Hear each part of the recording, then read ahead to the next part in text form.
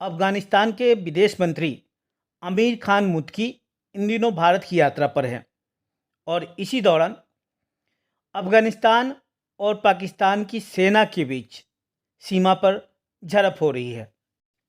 अफ़गानिस्तान और पाकिस्तान के बीच 2000 किलोमीटर से भी ज़्यादा लंबी सीमा है, जिसे दुरन रेखा के नाम से जाना जाता है।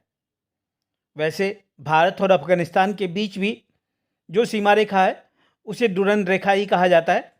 इस सीमा रेखा का निर्धारण सन 1896 में हुआ था, जब भारत ब्रिटिश शासन का गुलाम था और जब पाकिस्तान नहीं बना था। सन 1947 ईस्वी में जब भारत अंग्रेज़ों के शासन से आज़ाद हुआ और भारत के पश्चिमोत्तर भाग में पाकिस्तान बना, तो भारत और अफ़गानिस्तान के बीच की जो सीमा रेखा थी, दुरन रेखा, वही दुरन रेखा स्वाभाविक रूप से पाकिस्तान और अफ़गानिस्तान के बीच की सीमा रेखा बन गई। वैसे जानने वाली बात यह भी है कि अफ़गानिस्तान के साथ भारत अपनी सबसे कम सीमा साझा करता है, मात्र 80 किलोमीटर, और ये भाग भी भारत के जम्मू कश्मीर के उस भाग में है जो वर्तमान में भारत के कब्जे में नहीं है। हालांकि औपचारिक रूप से भारत अपने मानचित्र पर उसे अपना हिस्सा बताता है।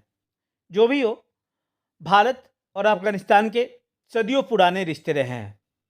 वर्तमान में अफ़गानिस्तान में तालिबान का शासन है। अगस्त 2021 में, यानी आज से लगभग 4 साल पहले, अफ़गानिस्तान में तालिबान शासन की स्थापना हुई।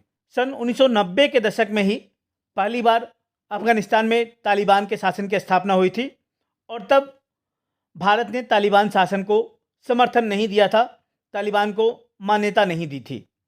अभी भी, यानी अफ़गानिस्तान में तालिबान शासन की स्थापना के 4 साल बीत जाने के बाद भी, भारत ने अफ़गानिस्तान में तालिबान के शासन को मान्यता नहीं दी है।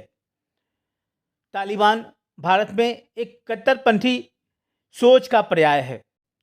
तालिबान शब्द का प्रयोग भारत में कई बार कट्टरपंथी सोच को दर्शाने के लिए एक गाली के तौर पे भी किया जाता है।